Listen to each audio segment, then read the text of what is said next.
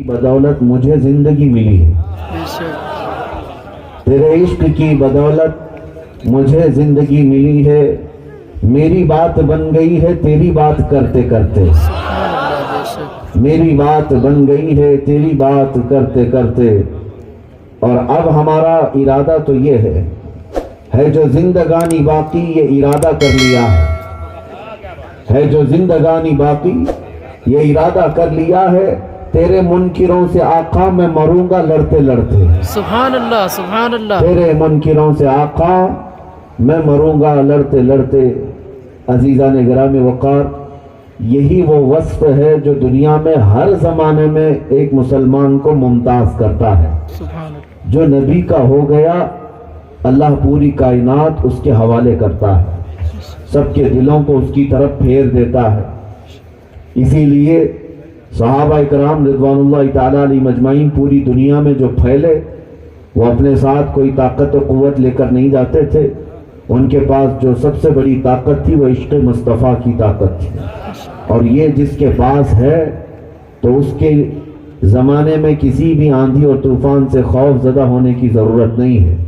ये आती हैं। इकबाल ने कहा था कि न घबरा तुंदिए बादे मुखालिफ से, न घबराए उकाब। उकाब कहते हैं बहुत ऊपर उड़ने वाला एक परिंदा, ईगल। ये बहुत ऊंची उड़ान उड़ता है, लेकिन कभी सुस्ती करके नीचे आ जाता है, काहिली करके नीचे आता है तो तेज आंधियां चलती हैं, उल्टी सीधी हवाएं चलती हैं। तो फिर होता क्या है, इकबाल कहते हैं तुम दिए बादे मुखालिफ से न घबराए उकाब। ये आती है तुझे ऊंचा उड़ाने के लिए, बेशक ये आती है तुझे ऊंचा उड़ाने के लिए। मुसलमान की भी यही कैफियत है। असल में ये खैर उम्मत है, पूरी कायनात में चुनी हुई जमात है। अल्लाह ने तुम्हें वो मकाम दिया जो पिछले नबी तमन्ना किया करते थे। बनी इसराइल के अंबिया इकराम इस उम्मत में पैदा होने की तमन्ना करते और बिन मांगे अल्लाह ने तुम्हें वो दिया।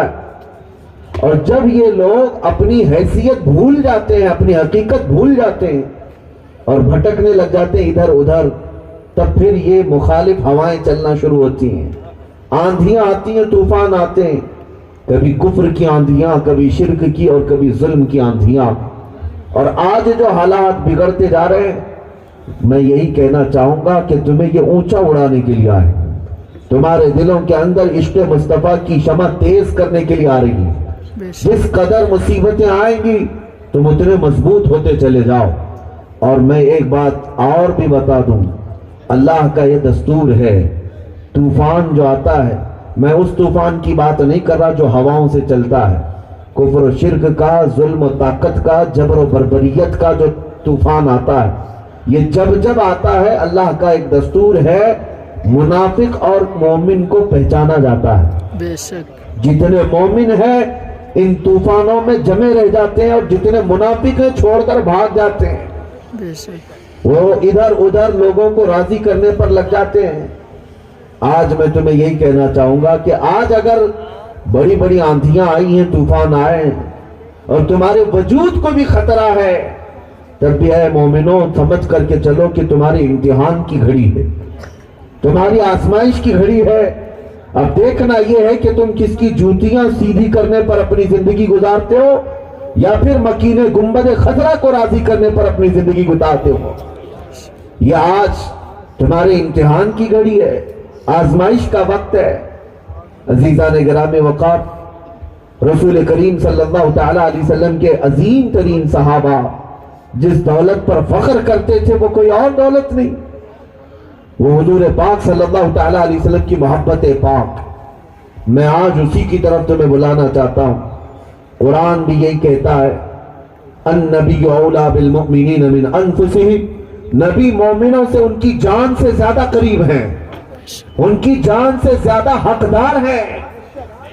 अजीज़ान गिरामी, जब ये नुक्ता तुम्हें समझ में आ जाए कि हमारी जिंदगी का सबसे अहम टॉपिक, सबसे अहम उन्वान इज्जत मुस्तफा की हिफाजत है, तो फिर तुम्हें किसी और चीज की फिक्र की जरूरत नहीं। जब तुम रसूल पाक के नाम पाक की इज्जत की फिक्र करने लग जाओ اللہ تمہاری عزتیں ویسے ہی محفوظ فرما دے گا. پوری قوم کی عزت محفوظ ہوگی, ہمارے بچوں کا مستقبل محفوظ ہو جائے گا. کیوں؟ اس لیے کہ ہمیں جو زندگی ملی ہے وہ مصطفیٰ کے صدقے میں ملی. ہمیں جو یہاں دنیا میں بھیجا گیا ہے, اللہ نے اپنے آخری رسول کا وہ امتی بنا کر کے بھیجا جس کو کائنات میں اللہ نے فضیلت عطا کی. تو جب تم اس راستے سے بھٹک جاؤ گے تو پھر حالات بگڑنے لگ جائیں گے. آج حالات جو بگڑے ہیں, بغداد میں تتاریوں نے بہت سخت ترین حملے کیے تھے. ایک زمانہ ایسا تھا کہ تتاریوں نے پورے بغداد کو تہس نہس کر دیا تھا. گھوڑے بغداد کی گلیوں میں دوڑتے تو گھوڑوں کے ٹاپ خون سے بھر جاتے تھے. مسلمانوں کا قتل عام, دریائے دجلہ کو خون سے لال کر دیا تھا. بغداد کی بڑی بڑی تاریخی جو کتابیں تھیں, لائبریریاں, سب جلا کر راکھ کر دیا تھا. لیکن ہزاروں کے قتل عام کے بعد ایک بار ایک خاتون جو اس زمانے کے گورنر کی بیٹی رہی ہو, جو تتاریوں کے بادشاہ کی بیٹی تھی, وہ اپنے سپاہیوں کے ہمراہ باہر نکل رہی تھی. وہ سیر پر چل رہی تھی تو دیکھا ایک کمزور جیسا آدمی ہے اور ایسے ٹوٹے ہوئے بغداد کے اندر بھی اذان دے رہا ہے, وہ اللہ اکبر کی صدائیں لگا رہا ہے. جب اذان کی آواز آئی تو وہ رک گئی, کہا ہمارا غلغلہ ہے, ہمارا دبدبہ ہے, اور ایسے میں پھر یہ کون اذان دے رہا ہے, اس کو کتنی طاقت ہے, خوف نہیں ہے اسے. پکڑ کر کے لایا گیا تو وہ تو ایک کمزور آدمی تھا جو کسی سے لڑ نہیں سکتا تھا, لیکن اذان دے رہا ہے تتاریوں کے غلبے کے وقت. اس خاتون نے بلا کر کے پوچھا کہ اے نوجوان, کیا تجھے اس بات کا علم نہیں کہ بغداد میں اب ہماری حکومت جاری ہے, ہم نے سارا بغداد توڑ کر رکھ دیا ہے, تم لوگوں کی نشانیاں سب ختم کی ہیں, ایسے میں کیا تجھے خوف نہیں, اذان دے رہا ہے تو؟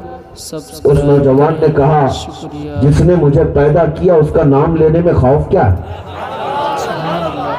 جس کے دست قدرت میں میری حیات بھی ہے اور موت بھی ہے, اس کا نام لینے میں ڈر کیا ہے؟ اس خاتون نے کہا اچھا اس اللہ کو اتنا مانتے ہو, اس اللہ کو اتنا مانتے ہو, اس اللہ کو اتنا مانتے ہو تو پھر ہم لوگوں کو تمہارا اللہ تم پر کیوں غالب کیا؟ یہ بھی تو سوچو, ہم لوگ کیوں تمہارے اوپر غالب آ گئے؟ ہم تو مسلط ہو گئے, تم اللہ اللہ کر رہے ہو لیکن ہم غلبے میں ہیں. آج جو آج کتے سمجھ رہے ہیں ان کے لیے بھی جواب ہے. ہاں, بعض ہمارے کرناٹک میں ایک محاورہ بولا جاتا تھا, کتا جو بیل گاڑی کے نیچے چلتا ہے اسے ایسا لگتا ہے پوری بیل گاڑی میں ہی چلا رہا ہوں. اس کو ایسا لگتا ہے, گاڑی کے نیچے چلتا ہے تو اسے لگتا ہے کہ پوری گاڑی میں چلا رہا ہوں. جب گاڑی آگے گزر جائے گی تب پتہ چلے گا کتے کو کہ بیل چلا رہے تھے. کچھ لوگ آج اچانک حکومت پا گئے یا کہیں تخت پر آ گئے تو انہیں ایسا لگتا ہے سب نظام ہم ہی چلا رہے ہیں. انہیں ایسا لگتا ہے ہوائیں بھی ہم ہی چلائیں گے, بارش بھی ہم بھی برسائیں گے. انہیں ایسا لگتا ہے. میں ان سے کہتا ہوں, بغداد میں تتاری خاتون نے جب پوچھا اس نوجوان سے, اللہ اللہ تم کرتے ہو, غلبہ ہمیں حاصل ہے, دیکھو ہم تمہیں کیسے ہاں کریں. اس نوجوان نے ایک بہت ہی تاریخی جملہ کہا تھا, کہا تم نے کبھی بکریوں کے ریوڑ کو دیکھا ہے؟ اس عورت سے کہا بکریوں کے ریوڑ کو تم نے دیکھا ہے؟ بکریاں پوری جھنڈ کی جھنڈ میں جاتی رہتی ہیں, لیکن بکریوں کا چرواہا ساتھ میں کتا بھی پالتا ہے. دیکھنا آپ, بکریاں چرانے والوں کے ساتھ ایک کتا بھی رہتا ہے.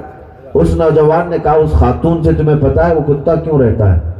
کہا بکریاں جو جھنڈ میں چلتی رہتی ہیں, ایک آدھ کوئی بکری جھنڈ سے الگ ہو کر کے دوسری طرف جاتی ہے تو کتا بھونک بھونک کر اسے جماعت میں لاتا ہے.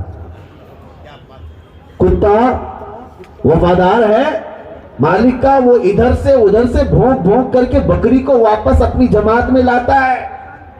اس نوجوان نے کہا تمہاری حیثیت صرف اتنی ہے کہ ہم اپنے راستے سے ادھر ادھر ہو گئے تھے, اللہ نے تم کو ہم پر مسلط کیا, وہ وقت آئے گا تم اور ظلم کرو گے اور ہمارے قدم اسلام میں مضبوط ہوتے جائیں گے. اللہ